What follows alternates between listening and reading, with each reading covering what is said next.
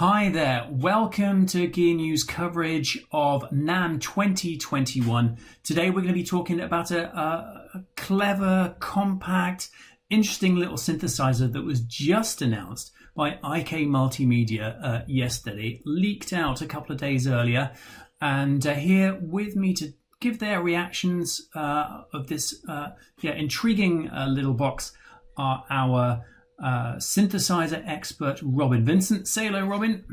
Hello, since our lives. And also with us today, a raconteur, friend to the stars, multi-instrumentalist, and accomplished live engineer as well, Bob Malkowski. How are you doing, Bob? Hello, Angus. Thank you very much for that glorious intro. I'll come again. Fantastic. All right then, so let's have a quick look. We've got the UNO Synth Desktop and UNO Synth Pro to talk about today. So the idea is...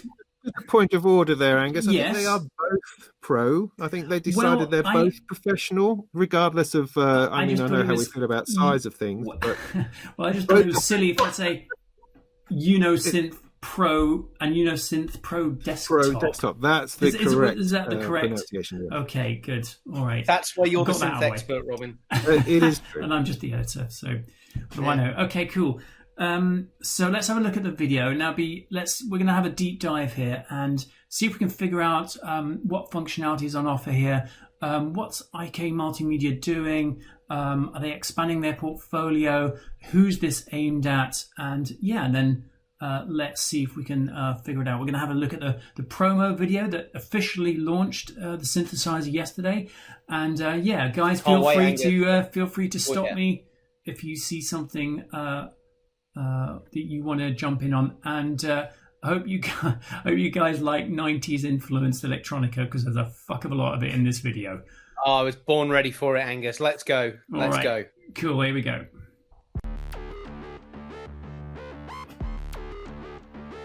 Ooh, shiny. Yeah, it's all very IK Multimedia corporate design conform here, isn't it? It really, I mean, this is an expensive promo video, isn't it? It is actually pretty, and I think that shows that they're obviously committed to this product. This isn't, this is something they're really serious about. It looks great. Like from a design standpoint, it looks fantastic. Was it three octave? So 37 keys. Yeah, there's a lot of these sort of promos about where you have this big space and a single product on a little stand in the middle with a geezer. In there, have a go. Yeah. Cutting edge feet. Right, just stop there. What are the cutting edge features then? Right, features then. Features are 12 studio effects in 3 slots. I can tell you that for nothing. But at the beginning... How did you gather that? I know, I just pulled it out of the air. But at the front end, I believe there are 3 oscillators. It's paraphonic. They put that in the front end, that it's paraphonic, which, as we all know, means it has 3-voice polyphony through a paraphonic articulation through the filter and VCA. It's exactly what I was thinking, Robin. Yeah, what it means is you can play 3 notes, right? But it all just goes steaming through the same filter. And you can tune the oscillators differently and create chords, that kind of thing. So interesting, not just one note at a time. You're being able to stick a triad in there and it will cope with it all right. So you could do your big, like, early 90s trance banger 1-note key thing. With Right. That more than jump, really. You can't really pull off the Oberheim sort of sounds. You don't have enough filters playing on all the notes. But you can do absolutely 1-finger chords, fantastic. So you got that. Then it's heading into a dual filter. So you've got the filter from the original plus this other filter, I think, that you can arrange parallel or serial in lots of different ways. So that's a general idea. Throw in a couple of envelopes, a couple of LFOs, all the usual kind of stuff, and you've got a potentially interesting synthesizer. And effects, how are we doing on the effects side? Oh, I think there were 12, weren't there, in 3 slots? Yeah, that's right. It says 12 studio quality effects in 3 slots. Yeah. I mean, the original. I got the original. Yeah, it shows that. It only had delay in this one, so a big effects bank is good. And as you can see, it's not a looker. It isn't. remember checking it out when it was first launched. I think we were chatting about this beforehand, wasn't it? We reckon 2019. I think it was when 2019. I saw it. Yeah, Super Booth. Yeah, and it was an interesting one because you look at the original on a table and you go, it's a toy. This is going to sound, you look at it and your brain tells you that it's going to sound thin and crummy and disappointing. I remember checking it out at Synthfest and it sounded huge. Yeah, the sound's actually really good. It's a fun thing to play with. I mean, they don't have masses of controls. They lean quite heavily on this matrix over here. Yeah. But it's all right. The touchiness, it's all right, but it's not a wonderful experience. But the sound is great. But with the new one, that looks like they've sparkled it, they've bedazzled it, which is no bad thing.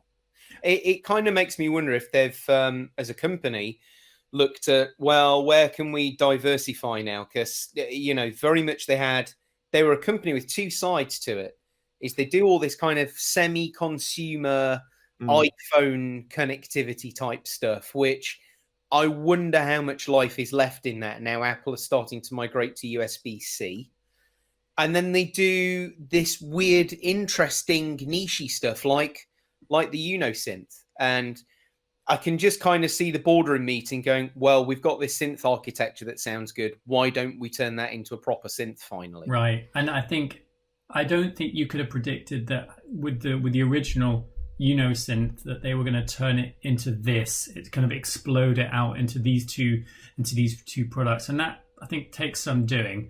I mean, obviously, it's a long-term plan. I think it's very carefully kind of structured launch into the synth world.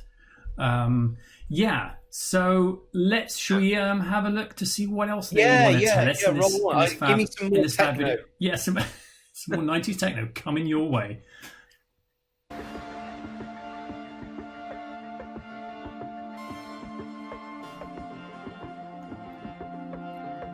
Interesting sequencer. Yeah, decent sized sequencer. That's no bad thing. Did the original have a sequencer, Robin? It did, yeah. I think the only thing that's really changed, I think that they've added that set of filters, but I think the basic engine is the same as the original, wasn't it? Well, that's a question. No, the original was just a single oscillator. Right, okay.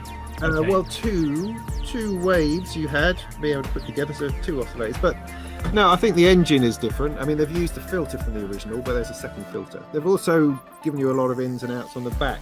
Because the original had this in-out pass-through, which is actually really quite nice, because it means you could run it with something like the UNO drum or two of these and just have one headphone output. So they've taken that into the new one as well, plus given you two lots of CV gate, which is generous, I think. So they've got some quite big ideas, but it is also made, I keep forgetting to mention, with Sound Machines, an Italian firm. So it's not come from their sort of cheap MIDI controller end of things. This has come from a different direction. It's a proper FAT-R keyboard, proper metal case. It has a certain amount of something to it, more than the regular consumer IK product. I mean, it really is a Euro synth then, isn't it, Robin? Because it is, yeah. It's Italian through and through. Yeah. All right. Where are IK based? Where is there like? It is. Yeah, it is Italian. I'm pretty sure about that. No, it is. It's in Italy. Pretty certain. So one hopes that it would be outstanding at creating some retro Italo disco. I feel there's a challenge that needs to happen there. But this is interesting what you were mentioning earlier about the diversification. I mean, obviously, they're well known for lots of other things.